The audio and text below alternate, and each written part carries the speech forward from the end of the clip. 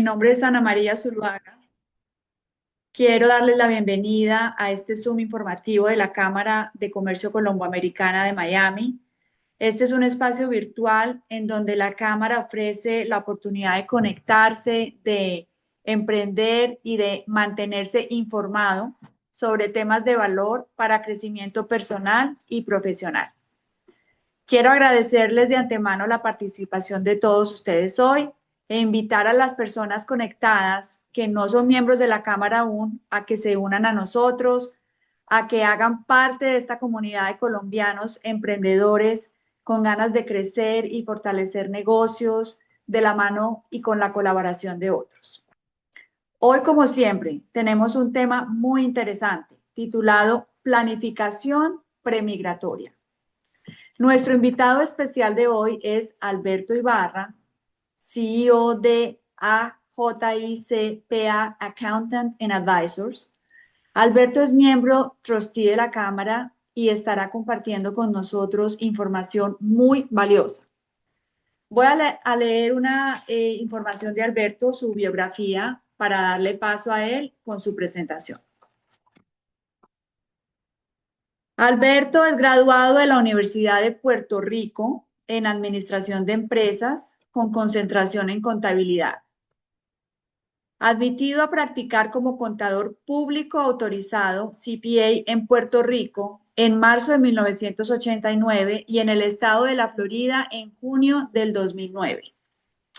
En 1992 se traslada a Colombia, donde participó en varios proyectos y empresas de la industria turística, especialmente en la industria de tiempo compartido y operación hotelera.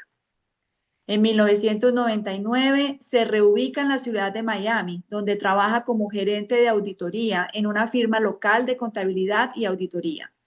Luego se convierte en CFO de una prestigiosa institución de enseñanza técnica vocacional donde pasó varios años.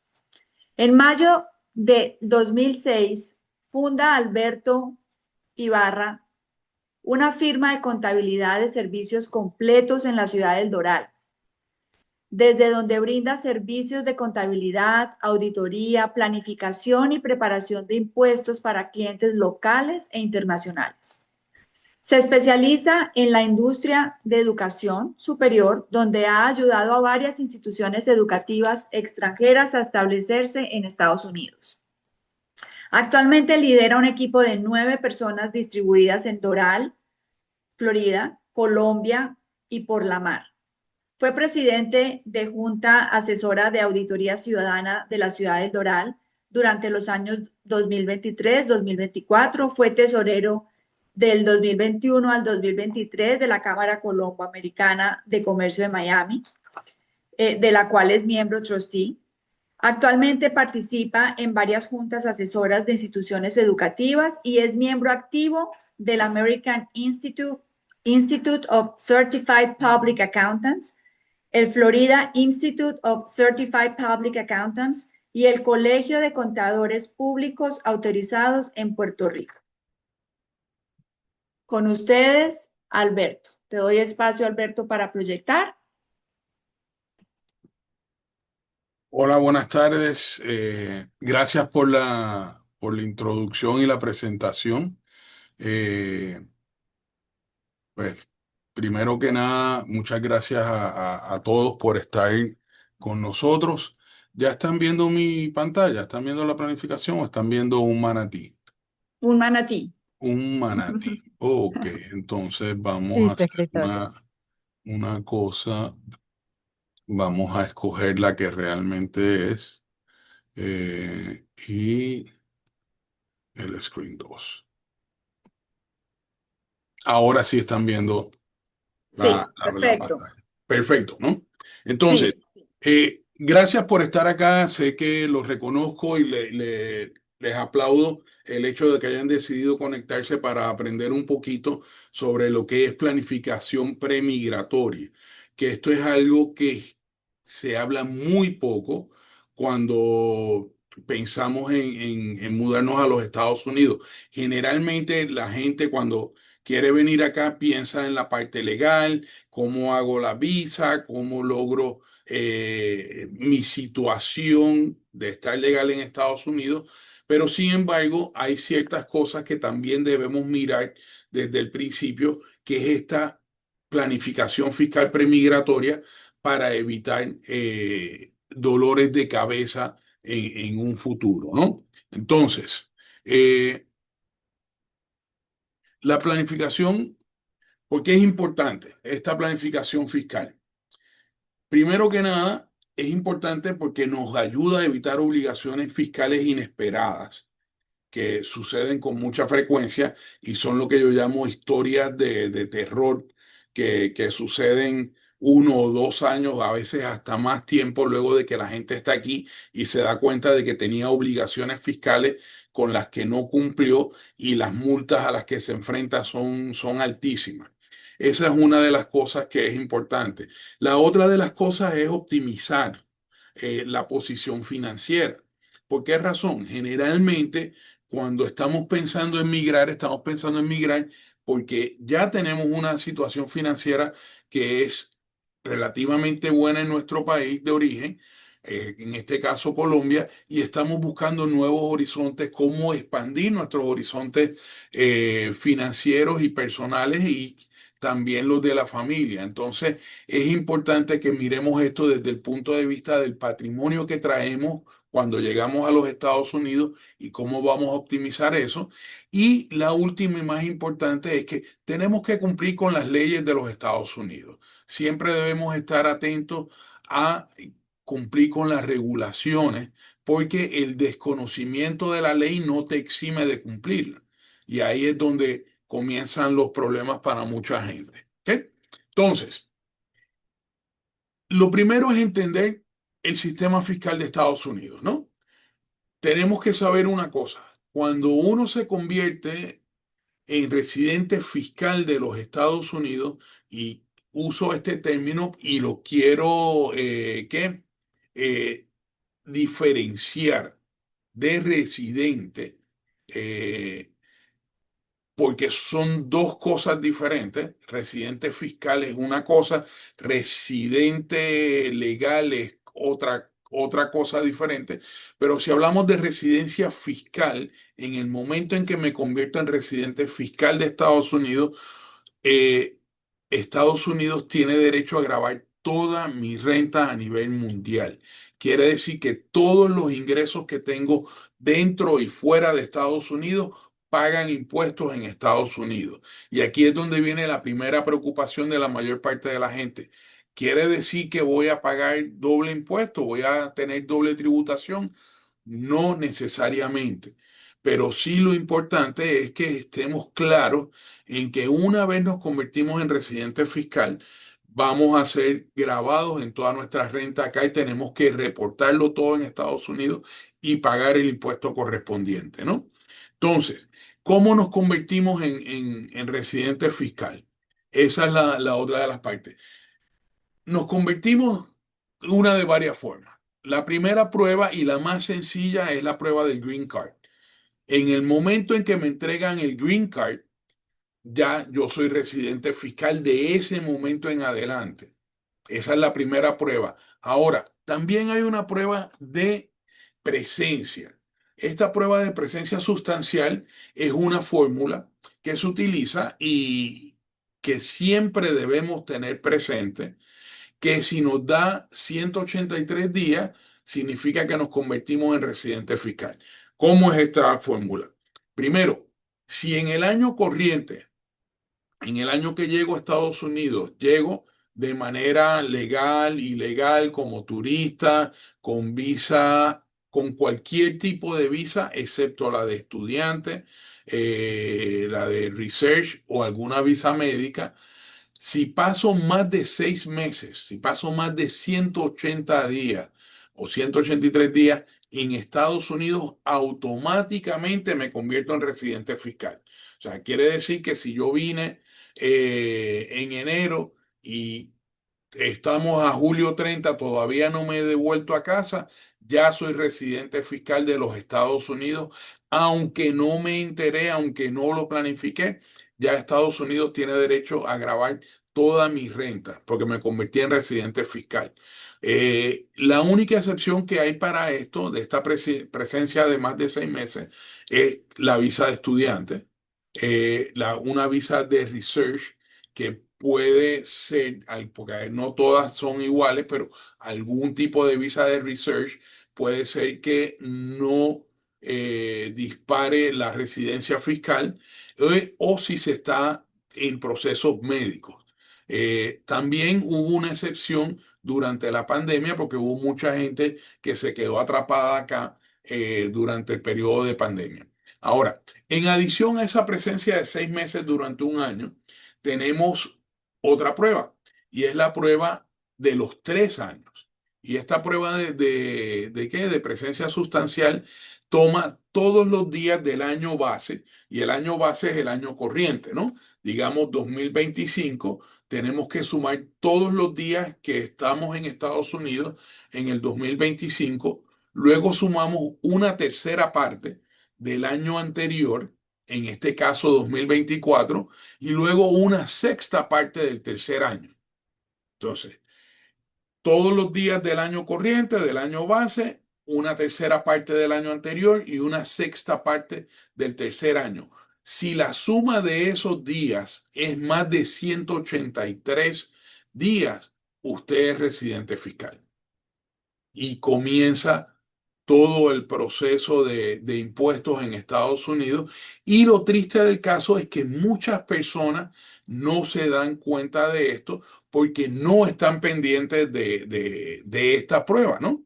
Y puede ser que si usted no se ha dado cuenta, se convirtió en residente fiscal por equivocación o por carambola y no se dio cuenta, puede tener serios problemas fiscales, ¿no? Entonces, otra de las cosas que tenemos que tener, estar conscientes es que acá tenemos dos tipos de impuestos importantes a nivel de renta.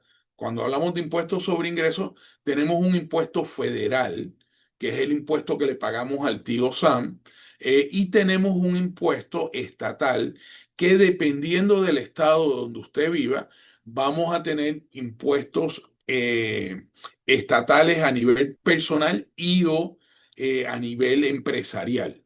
En el caso de la Florida no tiene impuesto estatal sobre la renta a nivel personal, pero a nivel corporativo o a nivel empresarial sí hay un impuesto sobre la renta, ¿no? Entonces tenemos que estar claros de nuestras ¿qué? Responsabilidades fiscales. Luego, ya vamos un poquito de esto. Las pruebas de residencia, el Green Card, eh, en el momento que usted le emite un green card y llega a Estados Unidos, porque hay muchas visas que se las estampan en el lugar de origen, y en el momento en que usted llega al aeropuerto en Estados Unidos, recibe el green card, de ese momento en adelante usted se convierte en residente fiscal. Ahora, podríamos tener también la situación en algunos casos donde una acción constructiva para lograr la residencia pueda ser vista por el IRS como que desde ese momento usted ya es residente fiscal. Quiere decir, usted llega a Estados Unidos, por ejemplo, eh, se casa y pide, su cónyuge lo pide. Desde ese momento que el cónyuge lo pide, o sea, que hay una acción constructiva, yo quiero ser residente fiscal de los Estados Unidos o quiero ser residente legal de los Estados Unidos, y hago mi petición al servicio de inmigración, de ese momento en adelante podría también considerarse que ya usted es residente fiscal. ¿Ok? Entonces, la prueba de los 183 días, ya hablamos de esta, es bien importante que lo mantengamos siempre en nuestra cabeza si estamos viajando constantemente. La fórmula mágica para evitar pasarnos de los 183 días es que en ningún año pasemos más de 90 días en Estados Unidos. O sea, si pasamos solamente 90 días cada año, el año base va a ser 90, la tercera parte del año eh, segundo va a ser de los 90 días, va a ser 30 días, y la sexta parte, tenemos 90, 110, vamos a estar siempre por debajo de los 180 días, 183 días. Entonces, eso es bien, bien importante. La otra cosa que es importante que manejemos es la siguiente. Tenemos una opción el primer año. Nuestro primer año de residencia, cuando hacemos las cosas planificadamente, podemos tener ciertas ventajas. Y esa opción del primer año en que podemos calificar para hacer lo que conocemos un dual status resident. O sea, que soy tanto residente de Estados Unidos como residente de mi país de origen, en este caso Colombia, podría tener algunas ventajas. Por lo que esta fecha de cuándo vamos a entrar a Estados Unidos debe ser bien planificada también. Entonces, el momento de cuándo nos vamos a mudar es clave. Es clave, ¿por qué? Porque como ya les dije, la fecha de entrada va a ser el marco sobre el cual vamos a definir muchas cosas, sobre todo en ese primer año de residencia fiscal. Si ya nosotros tomamos la decisión, ya conseguimos la visa, nos dieron una visa de trabajo, nos dieron una visa de inversionista, nos dieron una visa de dos, algún tipo de visa, que nos da una permanencia legal en los Estados Unidos, tenemos que considerar que con esa visa viene amarrado una residencia fiscal si pasamos las pruebas de residencia, de presencia física, porque también puede ser, hay ciertos tipos de visa de negocios, creo que es la EB2, que es una visa que no lleva a la residencia legal o al green card, pero que permite que un inversionista extranjero, en este caso colombiano, pueda permanecer hasta 3 años corridos en Estados Unidos. Sin embargo, una persona que establece un negocio en Estados Unidos y tiene una visa EB2, pero su prueba de presencia física da menos de 183 días en la suma de los 3 años, esa persona no se convierte en residente fiscal de Estados Unidos y podría disfrutar de la ventaja de seguir siendo residente fiscal de Colombia y pagar impuestos en Estados Unidos única y exclusivamente sobre los ingresos que están directamente relacionados con fuentes de Estados Unidos. ¿Okay? Esa parte es bien importante.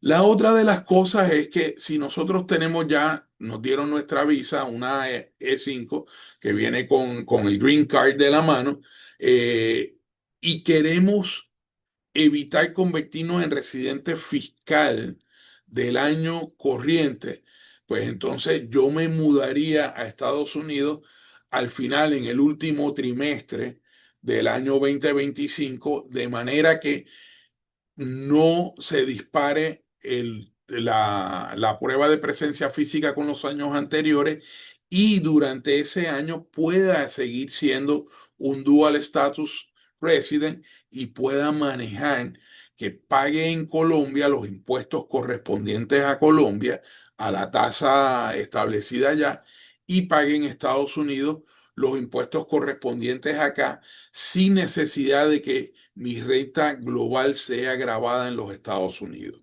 ¿Okay? Ahora, hay otras personas que prefieren mantenerse como no residentes fiscales, aunque tengan una visa que les permita una presencia prolongada como la visa EB2. Entonces, estas personas tienen la opción de romper esta residencia fiscal con viajes. Como les dije antes, si usted no pasa más de 90 días en el año, nunca va a estar en riesgo de de cumplir con la regla de presencia física de los 183 días.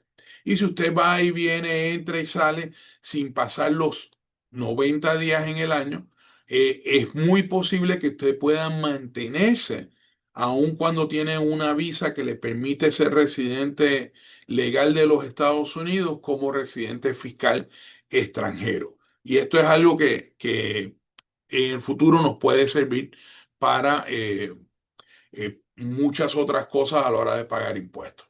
Ahora, es importante que revisemos la estructura patrimonial que tenemos y que revisemos algunos activos que tenemos en Colombia antes de venir acá a Estados Unidos. Y de eso se trata para que podamos manejar las cosas bien. Importante reorganizar de la mejor manera posible las entidades extranjeras, ¿no? Ustedes con toda probabilidad son dueños o son accionistas de algún tipo de empresa, eh, bien sea una pyme, bien sea una SAS, algún tipo de empresa. Y esas empresas es importante que las veamos en detalle y veamos cómo las vamos a organizar antes de convertirnos en residente fiscal, porque una vez nos convirtamos en residente fiscal, el estatus de esa empresa es el estatus de esa empresa y ya no lo podemos cambiar. La otra de las cosas que también es importante es que podamos tal vez disponer de activos que tienen una plusvalía grande, ¿no? Por ejemplo, un ejemplo clásico, y esto lo hablaba aquel día cuando estaba en Bogotá con mi hijo y pasamos a ver la casa donde íbamos a vivir hace no sé cuántos años. Eh, Esta casa mi papá la compró en el año 71. Bueno, compró el lote en el año 71 por 15.000 pesos. Luego construyó la casa, costó como 20.000 pesos la construcción de la casa. Esa casa él la vendió en el año 2023, por ahí, 22, 23, creo que por 3.000 millones de pesos. La plusvalía que generó esa casa en 50 años, eh, pues en Colombia no tuvo un efecto impositivo tan grande por el efecto que tiene que el autoavalúo y la situación de que se incrementan los valores de los activos cada vez que usted hace la declaración anual del predial y aumenta su autoavalúo. Sin embargo, para efectos de Estados Unidos, esta propiedad, si él lo hubiese vendido siendo residente fiscal de Estados Unidos, y vamos a comparar la ganancia ocasional o la ganancia de capital, que es como le llamamos acá en Estados Unidos, y va a ser la diferencia entre 3.000 millones y 15.000 pesos. O sea, él hubiese tenido que tributar sobre 3.000 millones de pesos al cambio en aquel momento, porque la base era prácticamente inexistente, y eso hubiese sido un golpe mortal para él en términos de impuestos, ¿no? Entonces, a la hora de migrar a Estados Unidos no tiene un impuesto patrimonial como hay en Colombia, ¿no? Aquí no pagamos impuestos sobre patrimonio. Aquí hay impuestos sobre ingresos y hay impuestos sobre la propiedad.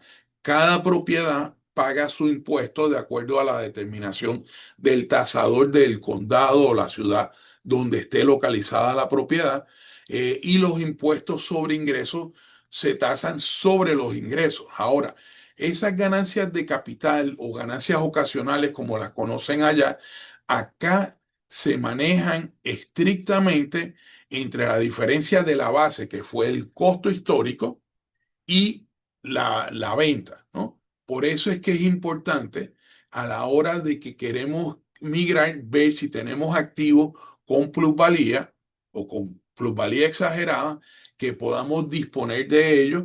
Y disponer de ellos no necesariamente significa que lo tengo que vender a un tercero. O sea, significa que podemos hacer ciertas movidas, transferirlo de nivel personal a empresarial, generar la ganancia ocasional en Colombia, que va a ser mínima antes de venir a los Estados Unidos, y de esa manera, cuando llegamos a Estados Unidos, este patrimonio tiene valor de mercado y no necesariamente el costo histórico.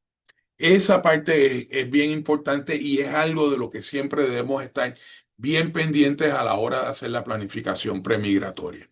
Ahora, la última de las cosas que vamos a hablar acá es que debemos evitar ser dueños o la tenencia de la PFIX y la CFC sin planificarlo. Y aquí es donde mucha gente, cuando hago este seminario en vivo, me dicen, bueno, a mí no me importa porque yo no tengo ninguna PFIC, ni tengo ninguna CFC, ni tengo ninguna cosa de esas, así que ese no es mi problema. Y de verdad todos tienen razón. Todos los que están pensando yo no tengo una PFIC ni una CFC, tienen razón. ¿Qué es una PFIC? Es un Passive Foreign Investment Company. ¿Y qué es una CFC? Control Foreign Corporation. Y ustedes como residentes de Colombia, las empresas de las que son dueños no califican como ninguna de las dos entidades. Sin embargo, el día que se convierten en residentes fiscales de Estados Unidos, entonces su empresa de Colombia automáticamente califica como una CFC o un Control Foreign Corporation, porque es una empresa donde tengo el control. Si tengo más del 50% eh, de las acciones, quiere decir que tengo control y por lo tanto es una CFC. Y para efectos de Estados Unidos, esa CFC, si no se hacen ciertos trámites y no lo manejamos adecuadamente, podría pagar impuestos en Estados Unidos. ¿Por qué razón? Porque el fisco acá, dice el IRS, establece que la CFC, si no cumple con ciertos requisitos, se considera un pass-through. Quiere decir que la ganancia que tenga esa corporación extranjera se considera distribuida al accionista, independientemente de que se haya habido o no una distribución.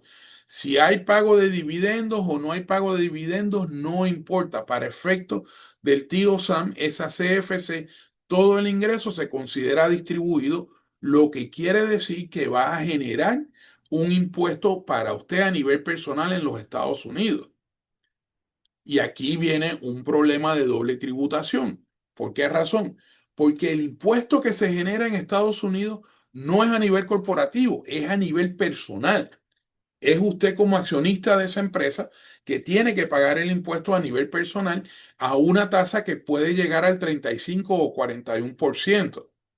Pero esa misma empresa ya pagó impuestos en Colombia a otra tasa que está entre el 30 y el 35%.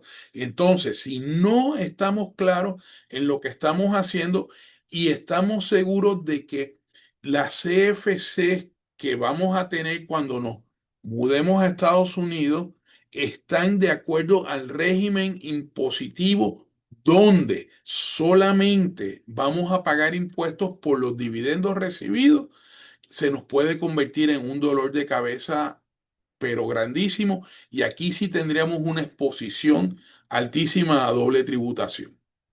Y entonces, vamos a hablar un poquito de las PFICs, de los Passive Foreign Investment Companies. Estos Passive Foreign Investment Companies son compañías comunes y corrientes, pero tienen una serie de atributos que las pone en una desventaja contributiva. ¿Por qué? Porque el IRS las persigue constantemente porque quiere evitar que los ciudadanos o residentes de Estados Unidos eviten el pago de impuestos sobre ingresos pasivos invirtiendo en empresas foráneas que generan ingresos pasivos. Ahora, ¿cómo nuestra empresa califica para hacer una PFIC o un Passive Investment? eh, Company, Passive Foreign Investment Company. Sencillísimo.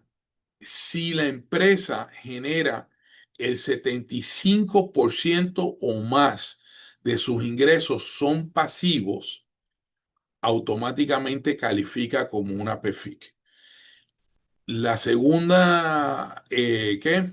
El segundo requisito, también clave, es si el 50% o más de los activos de la empresa están destinados a generar ingresos pasivos. Un ejemplo sencillo, tenemos una serie de propiedades, casas, locales comerciales, etcétera, y decidimos poner todos los locales comerciales dentro de una sola empresa para simplificar el pago de impuestos en Colombia, etcétera, etcétera, y nivelar las propiedades que tienen ganancia con las propiedades que dan pérdida, y de esa manera podemos nivelar nuestro impuesto en Colombia, pero a la hora de la verdad, el ingreso que genera esta empresa, que tiene los 10 locales comerciales, es ingreso pasivo. Entonces, para efectos de Estados Unidos, es un PFIC y entramos por un régimen totalmente diferente. Hay que llenar una serie de formas que son un dolor de cabeza y que son costosas. O sea, la preparación de esa forma es costosa, y las multas asociadas a hacerlo mal, no hacerlo a tiempo o no hacerlo comienzan en $10,000 o el 35% del ingreso, lo que sea mayor.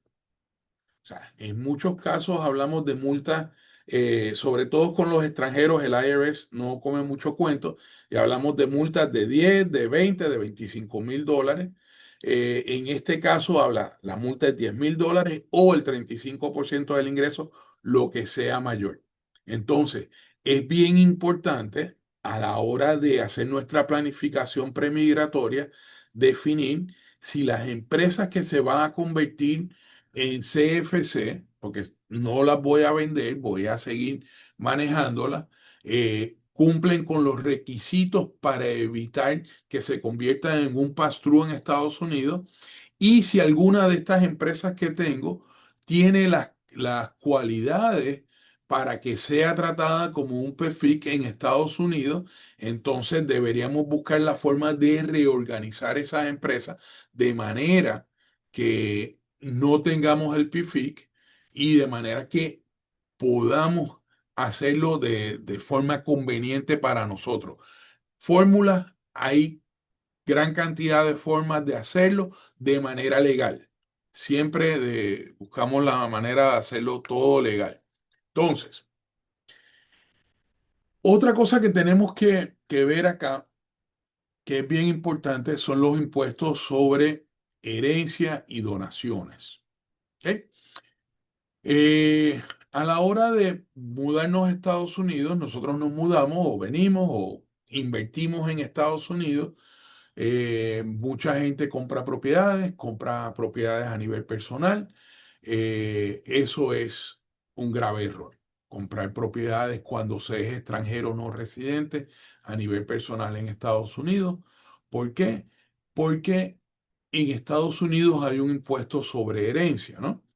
Ahora, si usted es residente fiscal, residente legal o ciudadano de los Estados Unidos, su impuesto sobre herencia comienza a partir de prácticamente $14 millones.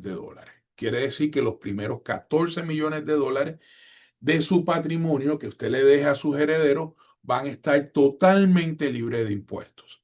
Ahora, si usted no es residente fiscal o no es ciudadano, si al momento de fallecer usted no es ciudadano de los Estados Unidos o residente, aplica otro sistema.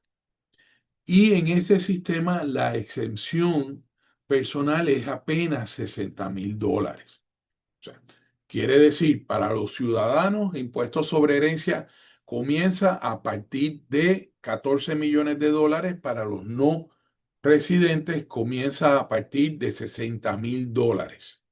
¿Qué quiere decir?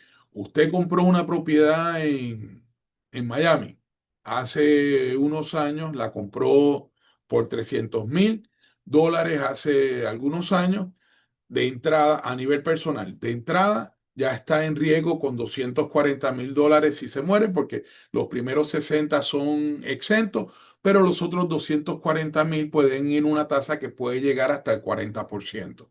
Ahora, esa propiedad que de 300.000 subió y ahora vale 600.000. Entonces ahora su riesgo, si muere y no es residente fiscal de los Estados Unidos, es que su propiedad de 500, o sea, su patrimonio de 540.000 dólares va a pagar un impuesto de hasta el 40%. Entonces, por eso es que siempre recomendamos antes de ser residente fiscal que todas las inversiones en real estate o en finca raíz en los Estados Unidos se hagan a través de una entidad, puede ser una corporación o puede ser una LLC. Generalmente la LLC ofrece más ventaja, ofrece más flexibilidad, pero no vamos a entrar en eso porque eso es otro seminario completo, el de la LLC. La otra de las cosas que es importante son donaciones y fideicomisos. ¿Qué sucede? En Estados Unidos, a diferencia de otros países del mundo y a diferencia de Colombia, hay un impuesto de donaciones, pero el impuesto de donaciones en Estados Unidos se carga a la persona que dona el dinero. En otros países del mundo, el impuesto de donaciones se carga a la persona que recibe el dinero, a la persona que recibe el donativo o el regalo, ¿no? Acá en Estados Unidos dice, bueno, si tienes para regalar, tienes para pagar el impuesto. Y si le estás regalando es porque a quien le regalas no debería pagar el impuesto por ese regalo.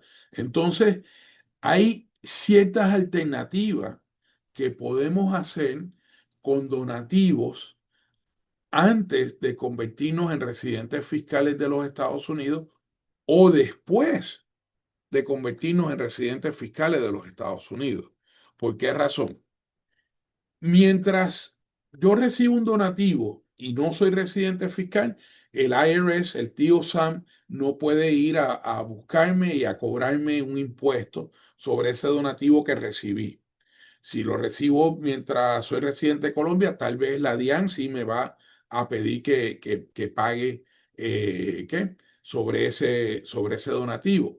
Ahora, en el momento en que soy residente fiscal, si ese donativo viene de una persona natural allegada a mí, mi papá, mi mamá, mi tía, eh, y me regaló 1 millón de dólares, ese dinero yo lo recibo totalmente libre de impuestos, porque de acuerdo a las reglas de Estados Unidos, el que recibe el donativo, el que recibe el regalo, no paga impuestos. Paga impuestos quien hace el regalo. Pero en este caso, si quien hace el regalo, mi papá o mi tía o mi madrina, no es residente fiscal de los Estados Unidos, no le pueden cobrar el impuesto. Entonces, esta es otra manera de poder hacer una transferencia eh, de ingresos o de patrimonio libre de impuestos a una persona que está en Estados Unidos. Otra cosa que tenemos que ver, fideicomisos, trust, que se hacen antes de ser residente fiscal de los Estados Unidos pueden ser sujetos al pago de impuestos en Estados Unidos. No necesariamente el cuerpo del fideicomiso, o sea, la cantidad que está puesta allí, pero sí los ingresos que genera ese fideicomiso. O sea, digamos que se crea un fideicomiso para mi beneficio, se pone 1 millón de dólares, ese 1 millón de dólares genera 100.000 dólares al año en intereses, el 1 millón de dólares no está disponible para que el IRS cobre impuestos, pero los $100,000 sí podrían estar disponibles si no se cumplen con ciertos requisitos. Una manera de evitar o de minimizar, porque no vamos a evitarlo, porque ese ingreso siempre va a pagar impuestos en Estados Unidos, pero una manera de minimizarlo y o retrasar el pago del impuesto es domesticar ese fideicomiso en los Estados Unidos y de esa manera ese ingreso sería tributable para mí en el momento en que lo reciba. Sin embargo, al momento de domesticar un fideicomiso, todos los ingresos que tenga el fideicomiso, independientemente de las distribuciones, van a pagar impuestos y van a pagar impuestos a una tasa similar a la tasa de individuos en los Estados Unidos. Entonces, esas son consideraciones importantes que tenemos que tomar en consideración antes de mudarnos, de coger la maleta y llegar a los Estados Unidos. Otra cosa que debemos ver son las obligaciones de reportes. Aquí vamos a hablar de tres importantes. Ya hablamos un poquito de los fideicomisos y corporaciones extranjeras, pero vamos a abundar más en las corporaciones en un momento. Pero vamos a hablar de un reporte muy sencillo, porque este es un reporte sencillísimo, fácil de hacer, pero que tiene unas multas cuantiosas. ¿Ok? Y es el famoso FBAR. El FBAR es el Foreign Bank Account Report. Eso es todo. Nosotros, al convertirnos en residentes fiscales de los Estados Unidos, tenemos que informarle acá al tío Sam, al fisco, eh, nuestra participación en cuentas corrientes de ahorro, de inversiones que estén en el extranjero, que en algún momento hayan alcanzado $10,000 o más en su balance. Si yo tengo una cuenta corriente en Da Vivienda y la cuenta corriente siempre mantiene un balance de 3 millones de pesos, no voy a necesitar hacer el FBAR porque mi cuenta nunca superó los $10,000 en el año. Ahora, como parte de las historias de horror que hemos visto, esas historias de terror, o como había un programa acá en Estados Unidos que se llamaba Tales from the Crypt, eh, puede ser que sí, mi cuenta corriente pues tiene un balance siempre inferior a $10,000, pero un día le hice un favor a la tía Pepita y la tía Pepita vendió la finca y como no tenía en ese momento dónde depositar el dinero, pues me depositaron el dinero a mí y me depositaron 300 millones de pesos en la cuenta y a los 2 días yo le giré a la tía Pepita sus 300 millones de pesos y se me olvidó porque no eran mis 300 millones de pesos, pero estuvieron en la cuenta, en mi cuenta, ¿no? No hice el reporte del FBAR, entonces el tío Sam, cuando se entere de esto, tiene derecho a ir por el 25% del balance máximo que tuvo la cuenta. Por eso es que es importante este tipo de reporte. El FBAR no conlleva pago de impuestos. O sea, cuando hacemos esta declaración es una declaración informativa donde no hay que pagar absolutamente nada. Pero si no la hacemos y debimos haberla hecho, las multas pueden ser espeluznantes. Entonces, por eso es que siempre tenemos que mantener estas cuentas en el radar.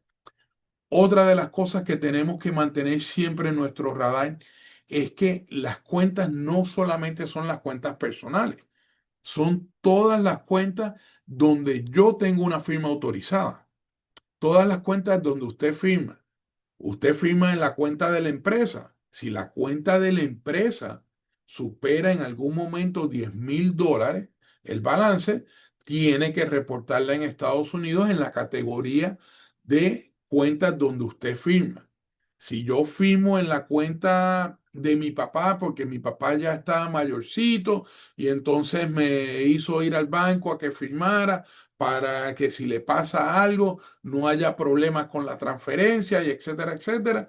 Yo tengo que reportar esa cuenta que es de mi papá, no es mía, pero tengo que reportarla, aunque yo no la maneje, yo no tenga nada que ver, pero tengo firma autorizada, ¿no? Nosotros tuvimos el caso en una ocasión con un ejecutivo de una compañía petrolera acá en Houston, eh, que esta persona tenía un alto cargo y como parte de sus funciones como abogado de la compañía, él firmaba en unas cuentas de una refinería que tenían en Aruba, donde se depositaban los beneficios de los empleados. Esta cantidad de las cuentas eran millones de dólares, eh, y él no se acordaba de eso. Nosotros por muchos años reportábamos sus cuentas del extranjero, no había ningún problema, pero un día se acordó y dijo, ups, me acabo de acordar, yo tengo firma autorizada en la cuenta de los empleados, etcétera, etcétera, etcétera. Tuvimos que hacer un proceso, ir hacia atrás, escribirle a la IRS, etcétera, para evitar el pago de la multa, porque él no era el dueño de la cuenta, simplemente tenía firma autorizada. El otro reporte, FATCA, básicamente lo mismo. El FATCA es otro reporte, es una declaración informativa, no conlleva el pago de impuestos. Sin embargo, con el FATCA, el IRS puede determinar si usted incluyó las ganancias que tuvo en esa cuenta del extranjero en su declaración de impuestos. Cuando hacemos el formulario 8938, este es mandatorio para todas las cuentas que tengan un balance o que hayan tenido un balance de $100,000 o más en el extranjero. Y obviamente si tiene un balance de $100,000 o más, debe haber generado algún tipo de ingreso, y por eso es que les digo que de aquí pueden amarrar que de esa cuenta de inversiones que usted tiene en el extranjero, que registró y pagó por los ingresos que tuvo, ¿no? Y entonces, de los fideicomisos ya hablamos un poco, pero vamos a hablar de las corporaciones extranjeras, aunque habíamos hablado de la CFC, de los requisitos de reporte. Hay una serie de reportes que necesitamos hacer, la forma 5472. La forma 5472 es una forma que toda persona que tiene el 10% o más de inversión en una compañía extranjera debe hacer. Las formas son como 16 páginas, dependiendo del volumen de inversión que usted tenga. Si está entre 0 y 10, más de 10 y 30, 40 o más del 50%, va a tener que llenar diferentes partes de la forma. Y si tiene más del 50%, van a ser las 16 páginas completas. Esta forma es básicamente un estado financiero completo de la empresa del exterior.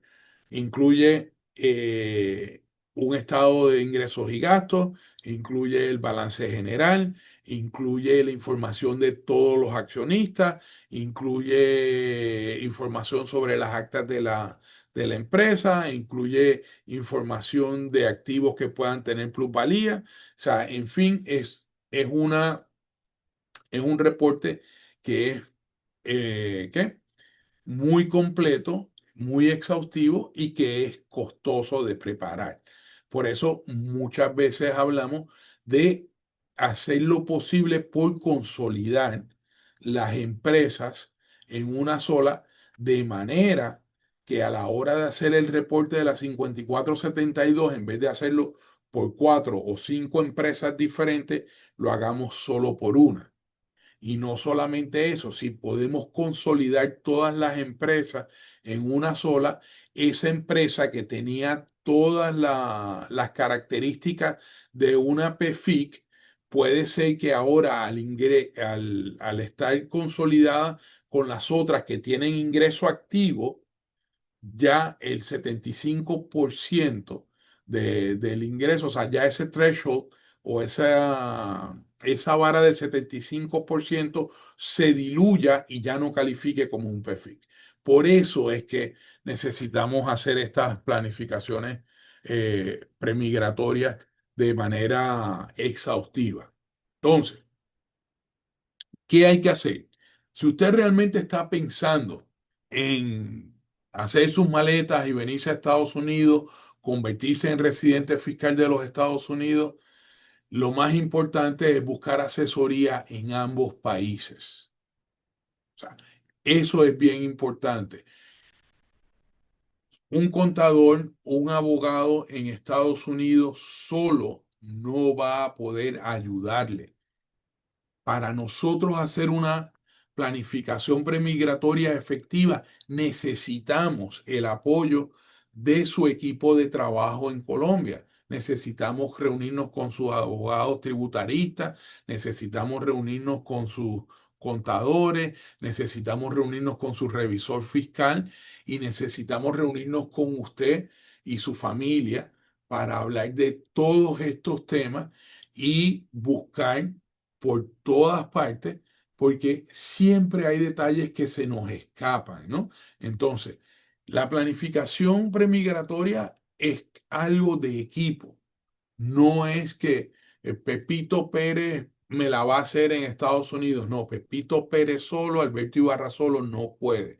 Necesito imperiosamente trabajar con su equipo de Colombia. Otra de las cosas que es muy importante, documente el valor de sus activos. Usted ya tiene un patrimonio. Si va a viajar, invitámosle unos pesitos a hacer el avalúo de esos activos que tenemos.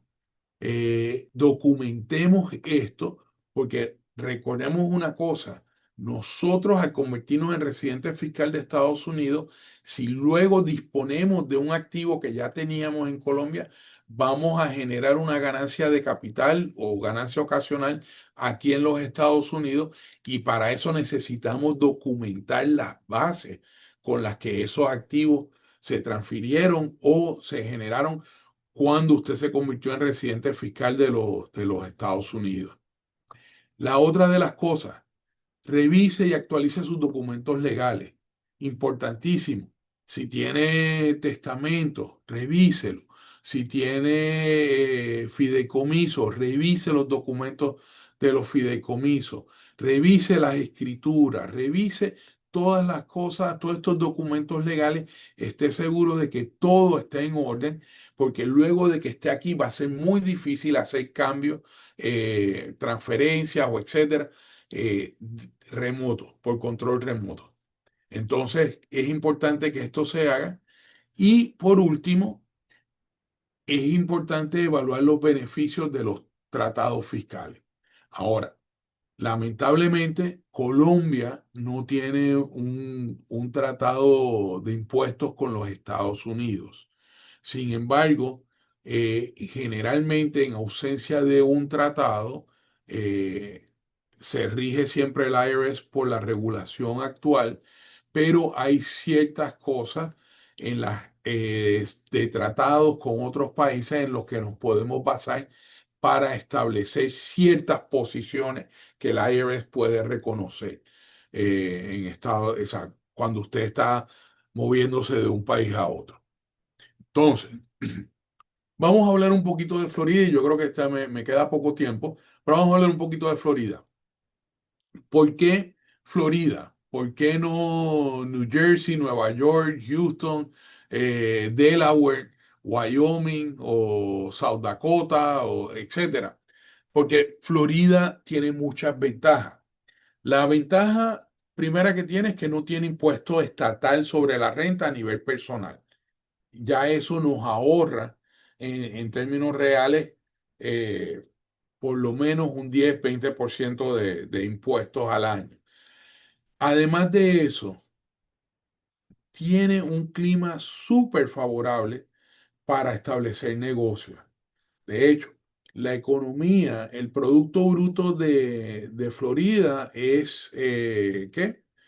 18.000 millones de dólares, 18 billones de dólares. Y la sitúa la economía de Florida, no de Estados Unidos. O sea, cuando hablamos de economía a nivel mundial, podemos hablar de la de Estados Unidos, luego California está por arriba de Florida, luego Florida, y Florida está como 7 u 8 a nivel mundial y está por arriba de países como Francia y Alemania en producción. Entonces, eso nos dice que Florida tiene un clima muy, muy, muy favorable para el establecimiento de negocios. Y más si se va a estar hablando de negocios bilaterales, ¿no? Esta mañana tuvimos un desayuno con el abogado Martín Gustavo Ibarra, y él nos hizo caer en algo muy importante, y es que Colombia o el puerto de Cartagena está a apenas 1.700 kilómetros de Miami y está mucho más cerca que el puerto de Veracruz, en México. Y México es un país colindante con los Estados Unidos. O sea, podemos comerciar libremente sin ningún problema entre Estados Unidos y Colombia, y esto puede ser muy favorable para que usted continúe con su negocio, o establezca uno nuevo acá. Y la otra de las cosas también es que eh, hay bastantes beneficios en el término de planificación patrimonial a la hora de la transferencia de bienes. Cuando faltemos, Florida tiene ciertas ventajas que otros estados no tienen. Entonces, ¿cómo andamos de tiempo, Anita? Está, Estamos ya acercándonos al tiempo. Si quieres acelerar un poquito para sí, tener un par de preguntitas y ya ok. cerrar. Gracias. Ok, entonces, vamos a hablar bueno, si quieres pasamos a esto o hablamos un poquito lo hemos hablado hace rato, de las historias de horror. Hablemos sobre Juan. Juan se muda a Estados Unidos sin hacer planificación. Se mudó a mitad de año, se mudó en junio. Quiere decir que al mudarse en junio 30 tiene un pie en Colombia, tiene un pie en Estados Unidos, tiene la ventaja de que podría ser un dual status resident en ese primer año, pero igual no sabía que podía hacerlo, y en vez de venir en junio 30 llegó el 1 de junio. O sea, pasó más de 180 días en Estados Unidos, lo que quiere decir que se convirtió en residente fiscal de Estados Unidos desde el día que llegó, porque no rompió la estadía con viajes fuera, no hizo nada, simplemente llegó, se estableció, se puso a trabajar, tenía una PIFIC sin haber planificado, eh, y no cumplió con los requisitos, no hizo los reportes que tenía que hacer, y terminó pagando unos impuestos y unas multas altísimas. ¿Por qué? Porque no se asesoró antes de llegar ni al momento de llegar. Porque lo importante o lo más importante aquí es que hagamos esta planificación premigratoria. Obviamente es premigratoria. Si ya migramos, ya migramos. Ya no hay nada que planificar. Ahora tenemos que ponerle el pecho a lo que venga. Entonces, es importante que lo hagamos antes y así nos evitamos multas y problemas. Y por último, ya importante, es importante que sepa cuándo se va a convertir en residente fiscal. Esa situación de ser un residente accidental. Ups, me pasé de los días, soy residente fiscal, ahora debo impuestos en Estados Unidos, tengo una CFC que paga impuestos en Colombia, más tengo yo que pagar impuestos a nivel personal en Estados Unidos. Es una locura. Y todo eso se puede evitar. Estructure y calendarice sus activos. Si tiene transacciones pendientes, oye, vamos a ponerlas en nuestra planificación de manera que pueda ser lo más efectivo posible y que resulte en la menor cantidad de impuestos, bien sea en Colombia o en Estados Unidos, no que nos resulten en impuestos en Colombia y acá en Estados Unidos. Eh, 3, presente todos los informes que son requeridos. Y para esto es importante que cuando llegue a los Estados Unidos busque un contador que tenga esta exposición internacional. Porque si va a un contador que hace declaraciones de impuestos de residentes, personas asalariadas, etcétera, etcétera, etcétera, y no tiene esta exposición, es muy posible que no cumpla con sus ¿qué? Responsabilidades fiscales, porque este preparador no le dijo que tenía, cuáles eran sus responsabilidades fiscales. Aún así, recuerde, el desconocimiento de la ley no es excusa para no cumplirla. O sea, tiene que cumplir con las leyes y reglamentos. Por eso es importante, busque un contador público autorizado, un CPA en los Estados Unidos, pero no cualquier CPA, busque uno que tenga exposición internacional.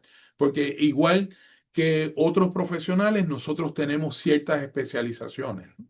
En mi caso, mi especialización es auditoría y planificación contributiva. Pero hay otros que solamente hacen auditorías, hay otros que solamente hacen contabilidad, hay otros que solamente hacen inversiones, etcétera, etcétera. Entonces, usted no quiere que un podiatra le haga una operación de corazón abierto. Quiere que un cardiólogo, el cirujano cardiotorácico, le haga esa operación. Entonces, busque uno especializado. Y el cuarto es el mismo, busque asesoramiento experto, pero no solamente aquí, búsquelo desde Colombia y creemos ese equipo y esa sinergia que lo va a ayudar no solamente a mudarse, conseguir su visa, establecerse, cumplir con todas sus responsabilidades fiscales aquí y allá, sino también minimizar el impuesto a pagar de manera totalmente legal. Y con eso terminamos. Maravilloso, Alberto, qué tema tan interesante. Muchísimas gracias por compartir con nosotros toda esta información. Tenemos un espacio para unas cuantas preguntas. No sé si tenemos en el chat de pronto alguna pregunta. Cristian nos está ayudando con esto. Ujú, así es, Ana, muchas gracias. Entonces invitamos a todos los participantes a que por favor hagan sus preguntas a través del chat y nosotros se las leeremos al señor Ibarra y él las irá respondiendo en ese orden. Entonces les daremos unos minutos para que las Gracias. puedan poner ahí. El chat está deshabilitado. Le habla Manuel.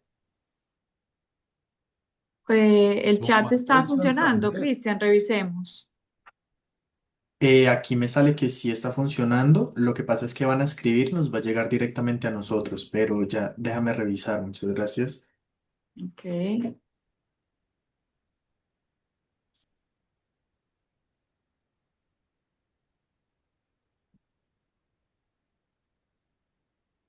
yo empiezo a proyectar aquí algo.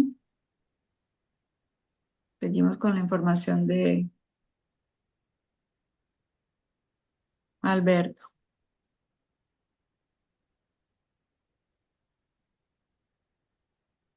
Bueno, ¿qué? Tenemos algunas en el chat, Cristian.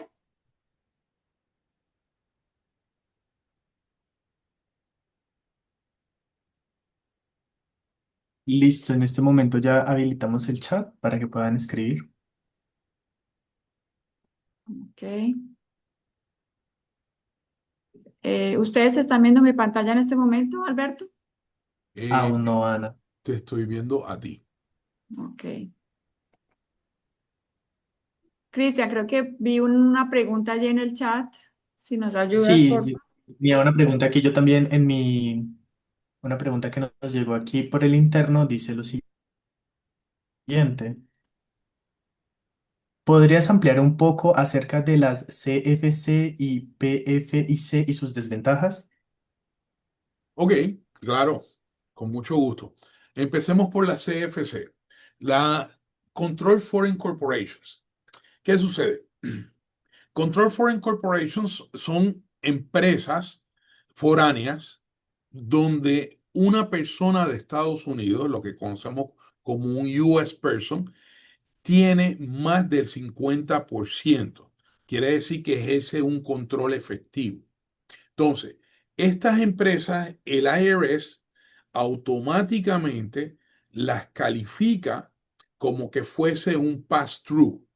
Y un pass-through para nosotros es una empresa que el ingreso o la pérdida que genere esta empresa va directamente al impuesto de los accionistas, al tax personal de los accionistas, ¿no?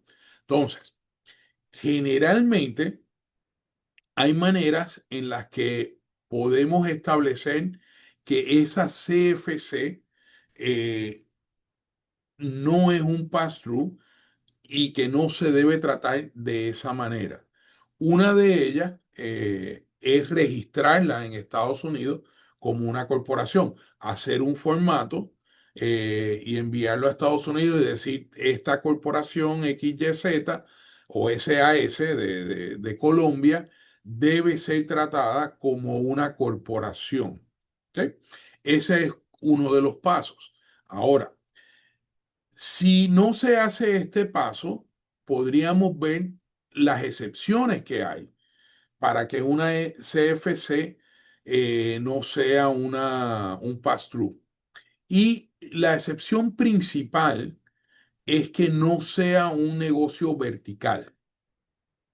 Si nuestra empresa extranjera no adquiere productos de mi empresa de Estados Unidos o de mí, y no le vende productos a otra empresa controlada o a mí, sino que va al público en general, entonces, por definición, el IRS la excluye de ser una CFC con un pass-through y tendríamos el régimen de corporación. O sea, si yo tengo una empresa, y pongo el ejemplo, tengo la empresa X, ABC, compra en Asia productos que importa a Colombia y en Colombia le vende a mayoristas, almacenes y listo. Como le vende al público, ya no calificaría para ser un pass-through.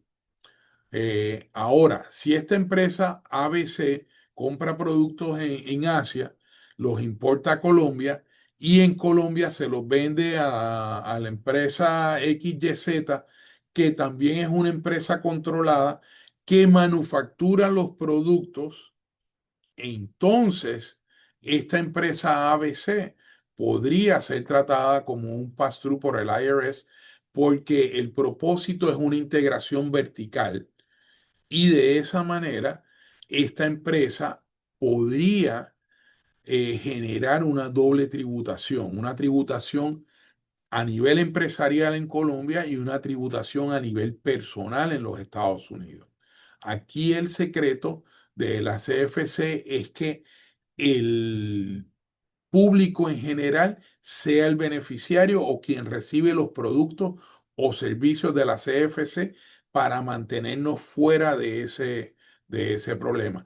Y si no es el público en general, entonces debemos registrarlo con el IRS, debemos llenar un formulario, debemos enviarlo y esperar la aprobación del IRS para que esa empresa sea tratada como una corporación. Si es una integración vertical y no se llena el formulario, la doble tributación pues, es una penalidad grande que van a tener que pagar. Entonces, hablando de las PFICs, volvemos un poquito porque estas son tal vez un poco más complejas en la determinación de qué es una PFIC. Una PFIC es una empresa que genera ingresos pasivos. Si el ingreso, el 75% o más de esta empresa, del ingreso que genera la empresa, es pasivo, automáticamente se califica como una PFIC. La otra característica es si el 50% o más de los activos de la empresa están destinados a generar ingresos pasivos, entonces también es una PFIC. Quiere decir, empresas que son dueñas de real estate que se renta. La renta en Estados Unidos se considera un ingreso pasivo, a menos que usted sea un realtor o un profesional de bienes raíces y pueda demostrar que trabaja más de 700 horas en eso y puede demostrar que esto es parte de su ingreso principal. siempre se considera un ingreso pasivo. Entonces, ¿qué? Estas empresas que generan ingresos pasivos, como les dije, tienen un régimen separado. Aquí hay que llenar otro tipo de formas y hay muchas, como le decimos, arandelas, donde hay penalidades de diferentes tipos y hay tasas impositivas donde aplicaría una tasa que no hablamos durante la presentación porque esta también es compleja, que es el famoso GILTI, que es el Global Intangible Tax, eh, Global Intangible Income Tax, es el famoso GILTI.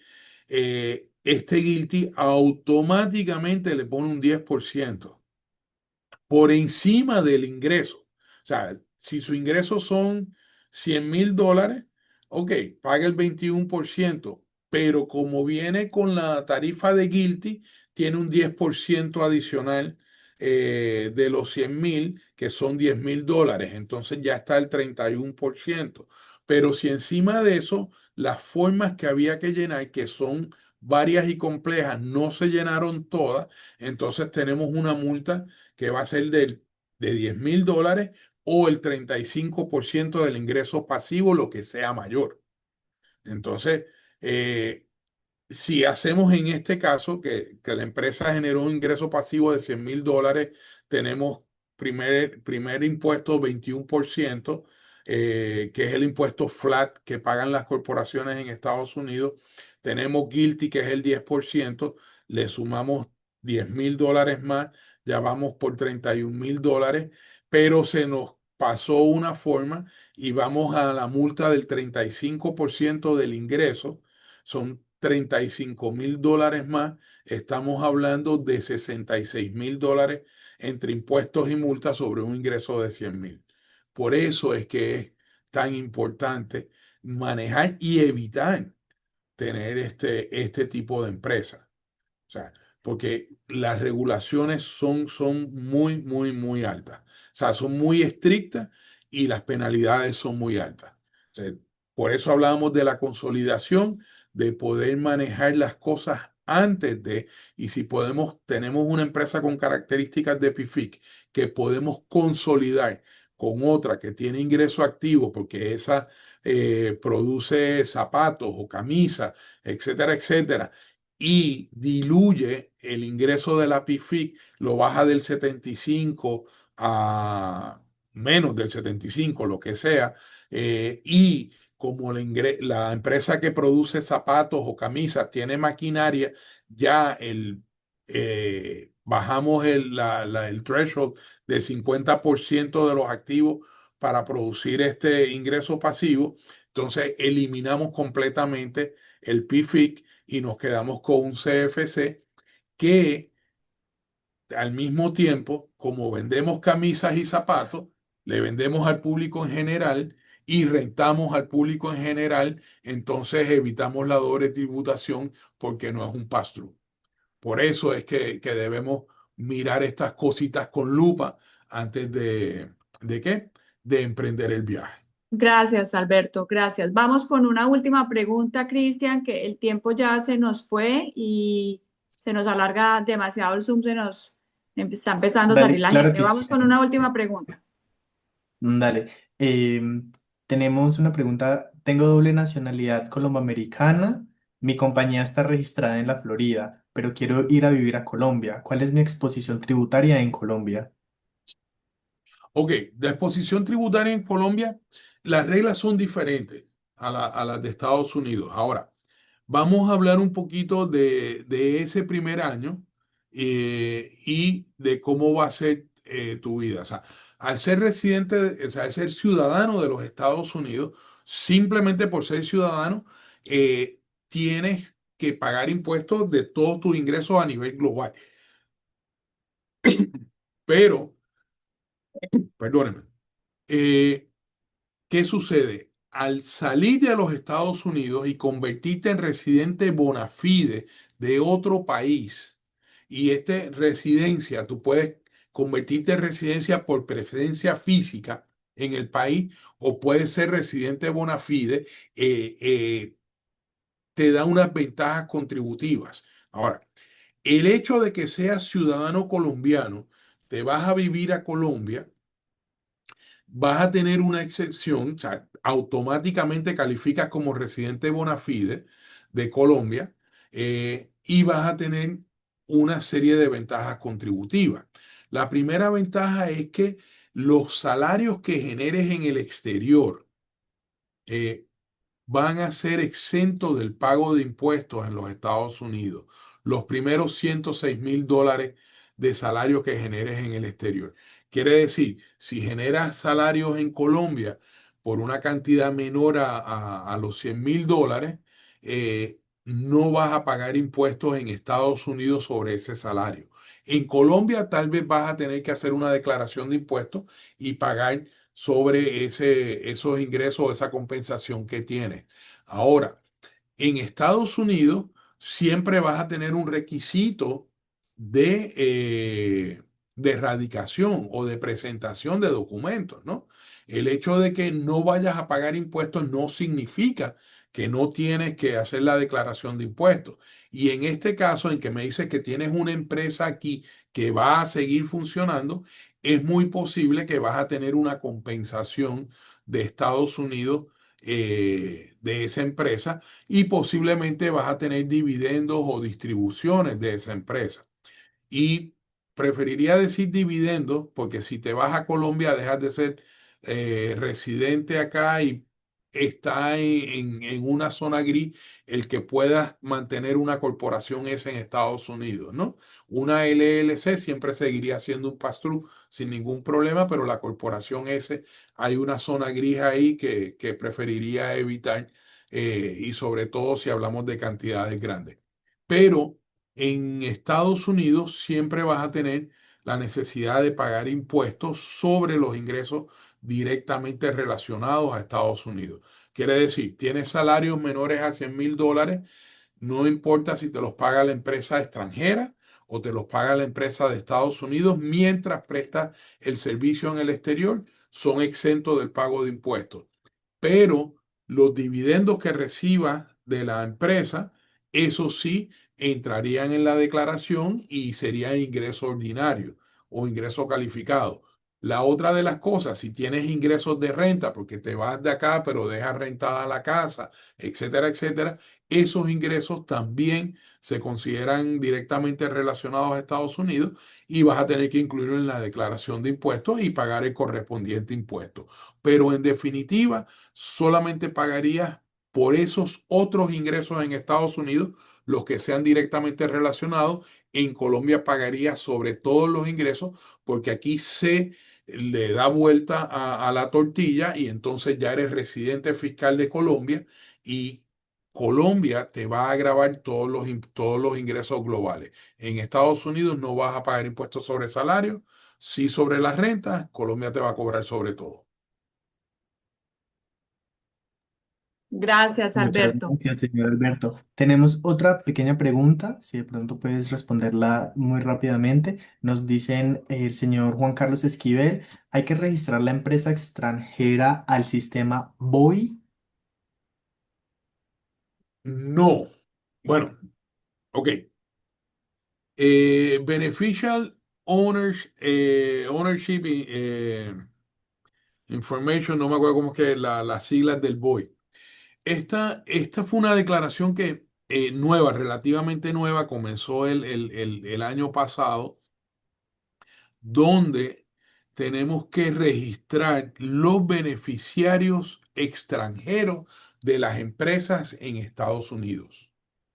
O sea, si una empresa domiciliada en los Estados Unidos tiene algún dueño extranjero, tenemos que llenar este reporte de el BOI para decirle al fisco quiénes son los extranjeros que son dueños de la empresa.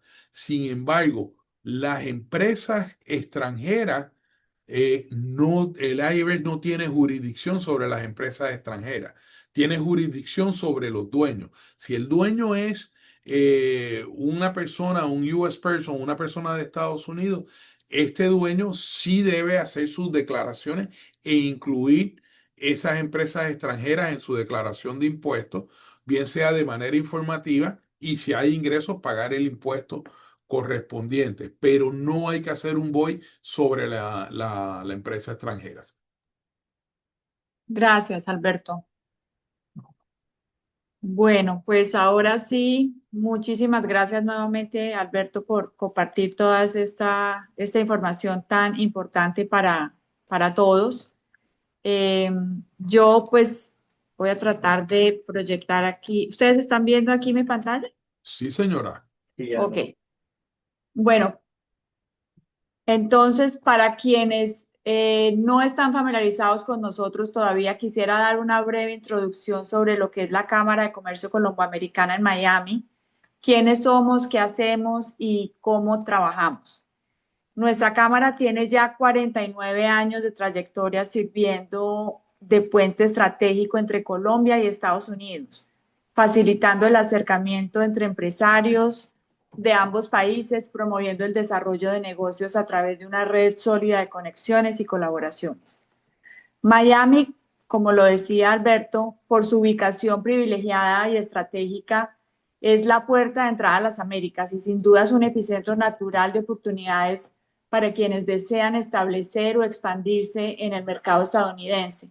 Es precisamente allí donde la Cámara cumple su función esencial, crear una plataforma para que las empresas afiliadas se encuentren, interactúen y se colaboren entre sí.